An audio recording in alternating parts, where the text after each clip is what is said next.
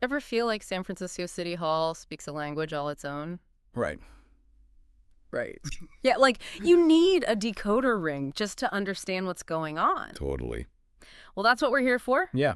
We're diving into San Francisco politics, Absolutely. March All 2024, right. and we're going deep into the official meeting minutes of the Board of Supervisors to find out exactly what went down.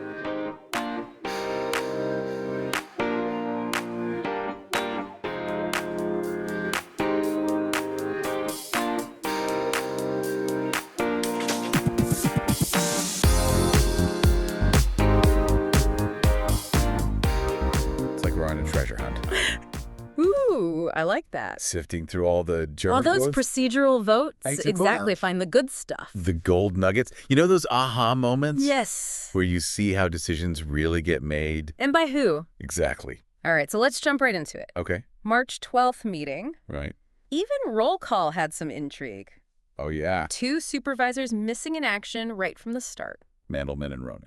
Now, I know absences happen. Sure. These were officially excused. Right. But I can't help but wonder, What are you thinking? like, does a missing supervisor signal something about the agenda, maybe? It makes you wonder, Yeah. like, is there some power play brewing behind the scenes? Ooh. City Hall politics, it's a subtle art. Subtle but important. Oh, yeah. Speaking of high stakes, let's talk money. Okay. Over $644 million in bonds were issued during these March meetings. Wow. That's a mind-boggling figure. It certainly is. And this is a prime example of Right. why we do these deep dives. I agree. Because that $644 million, Yeah. that's not just one big expenditure. No, it's not. This Huh? is tied to Okay, what is it tied to? General Obligation Refunding Bonds, Series 2024 R1. You've officially lost me.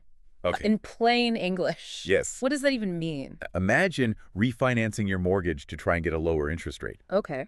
That's essentially what the city is doing, but on a much larger scale. Oh. So they're swapping out old debt Okay. for new debt with potentially better terms. So it's a financial maneuver to save money in the long run. Exactly. Okay. But, and this is important, the details matter. Okay, how so?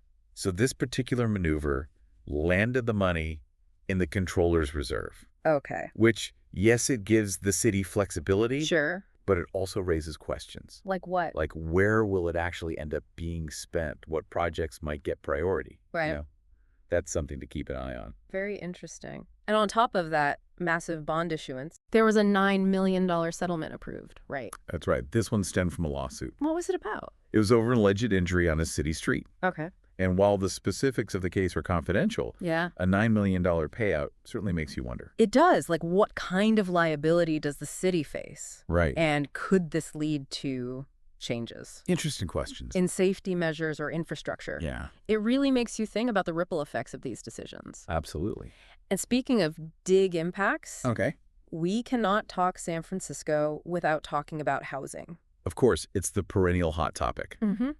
And these March meetings were no exception. So what did the minutes tell us? The minutes reveal a city wrestling with how to create more affordable housing options. Which is an ongoing struggle. Absolutely. Now it came up. There was a lot of back and forth.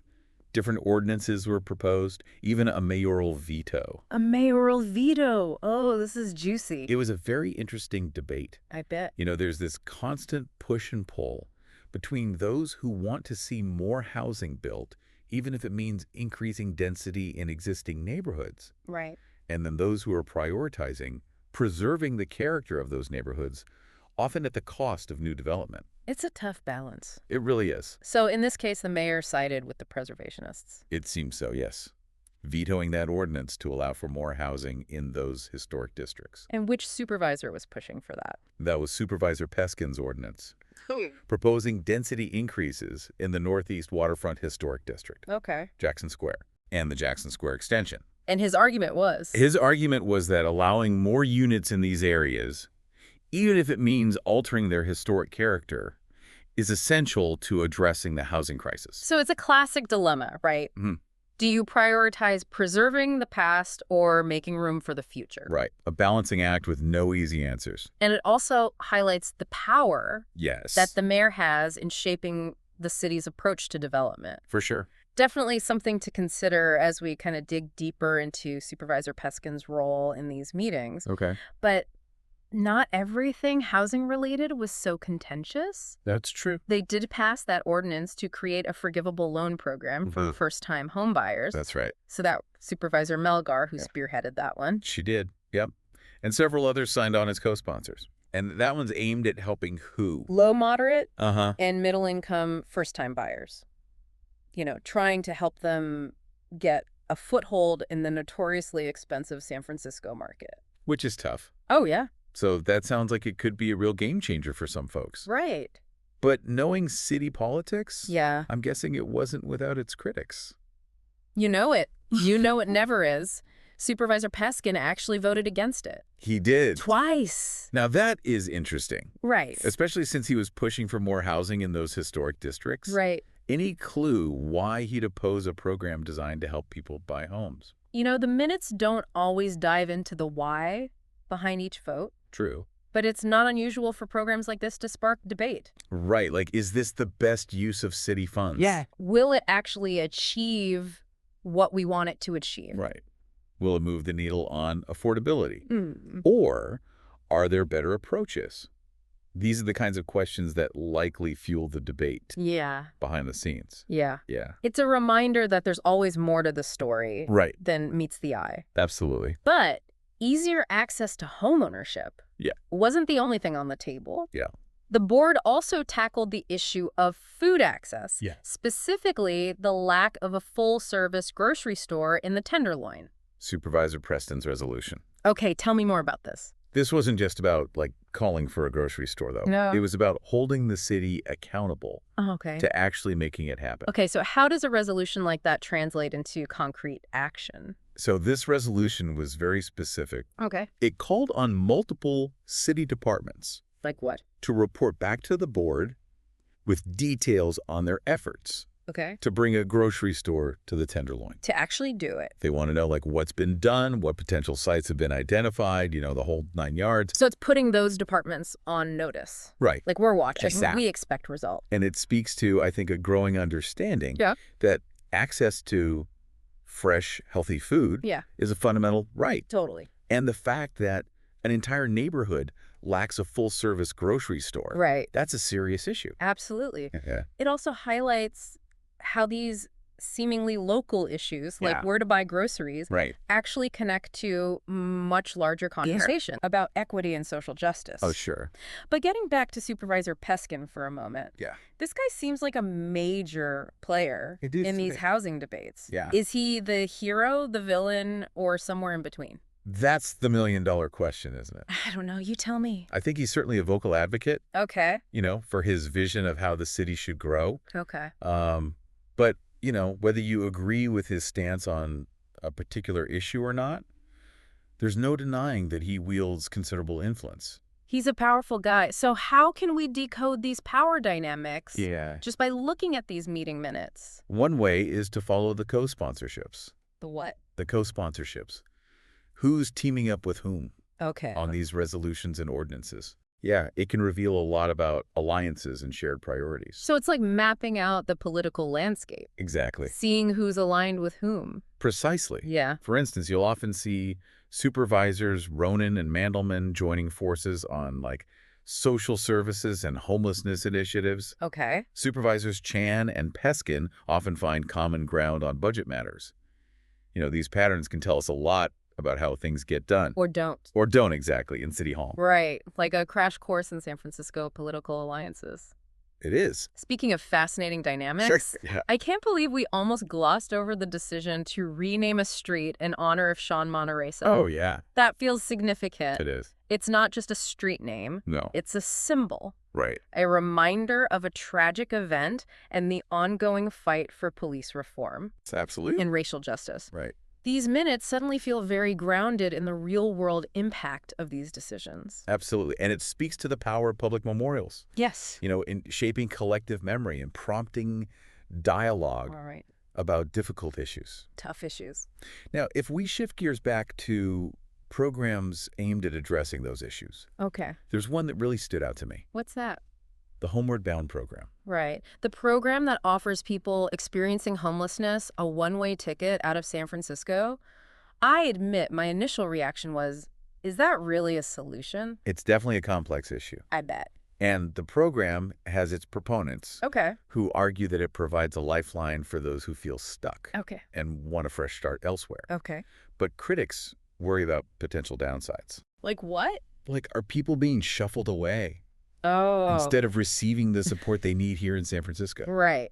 Yeah. It's a classic example of a policy with both intended and potentially unintended consequences. Exactly. Did the minutes offer any insight into those concerns? Not really, which is Yeah. why these deep dives are so important. Yeah, We need to look beyond the surface. right. Are there mechanisms in place to ensure people are connected with resources Okay. and support once they relocate? What are the long-term outcomes for participants?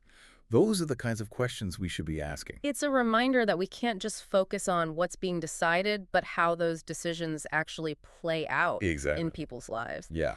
Now, amidst all of these kind of like headline-grabbing issues, Okay. were there any smaller details in the minutes? Yeah.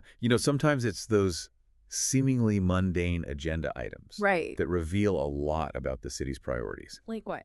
Take, for example, the agreement with Fidelity National Information Services What did they do? to facilitate the use of EBT cards Okay. at the Alemany Farmers Market. Okay. On the surface, that sounds pretty standard. Sure. What's the big reveal? It might seem like a small thing, Okay. but it reflects a commitment to ensuring that people who rely on food assistance Okay. have access to fresh, healthy, locally sourced food. At the farmer's market. It's a subtle, but I think important Yeah. way that the city is working to address food insecurity and promote equitable access for all residents. It really makes you realize that everything is connected. It is. And Yeah. sometimes those smaller decisions speak volumes. We've covered a lot of ground We have. in these March meeting minutes. For sure. From $1 million settlements Right. to the fight for a grocery store in the Tenderloin. Yeah, that's a lot going on. It's clear that a lot goes on behind the scenes at City Hall. Oh, yeah. We've really only scratched the surface. That's what I was thinking, like... These minutes offer a glimpse into the machinery of city government, Right. but the real story unfolds Yeah. in the days and weeks after these meetings. So where do we go from here? I think we have to think about Yeah. how are these decisions implemented? What unexpected roadblocks pop up? Right. And ultimately, like... The big one, Yeah. how do they impact the lives of everyday San Franciscans? Exactly. Yeah. It makes you realize that reading the minutes is only the first step. Right, exactly. If Yeah. you really want to understand the why behind the what, Okay. you got to stay engaged. Yeah. Follow the developments. Maybe even show up at a meeting or two yourself. Be a fly on the wall. Exactly. See what really happens. That's what makes this deep dive so rewarding. We're not just passively consuming information. Yeah. We're equipping ourselves with the knowledge to ask the right questions and hold our elected officials accountable. Love it. So for someone listening who may be feeling a little overwhelmed right now, Okay. what's the key takeaway? What's the one thing they should remember from these March meetings? I think the biggest takeaway is that knowledge is power. By understanding how these decisions are made, Yeah. who the key players are, Uh-huh. what's at stake, you become a more informed and empowered citizen. You can make your voice heard and contribute to shaping the future of your city. You're not just a face in the crowd. Exactly. You can actually have an impact. You really can. Yeah. It's like cracking the code of city politics. And it really is. Once you understand the language, the process, Right. it's less intimidating. Absolutely. You realize you can actually make a difference. You can. So if you were a San Francisco resident Okay. with the power to propose one new law or resolution to the Board of Supervisors, Okay. what would it be? Ooh, that's a good one. There are so many pressing issues facing the city. There are. But if I had to choose just one, Yeah? I would focus on a comprehensive approach to homelessness. Okay, so not just more shelter beds. No. A real plan that addresses the root causes. Like what kinds of things? We're talking affordable housing, mental health services, addiction treatment, job training. Wow. A multi-pronged approach Yeah. that really recognizes the complexity of this challenge. It's a huge issue. It is. With so many different factors. It's not a simple solution. Not at all. No. Well said. It's a reminder that these issues are interconnected. They are. They Yeah, require a holistic perspective. absolutely. And who knows, maybe someone listening right now will be inspired to take action, That's what we're hoping. get involved in local government, Great. maybe even be the one proposing that very resolution someday. That's the beauty of it. San Francisco's future is constantly being written. Yes. One meeting, Wow. one decision, one voice at a time. I love it. And on that note, I think it's time for us to wrap up Yeah. this deep dive Yeah. into the world of San Francisco politics. Remember these meeting minutes? Right. They're just the tip of the iceberg. Absolutely. Keep exploring, Yes. stay curious, Please. and most importantly, stay engaged. Couldn't have said it better myself.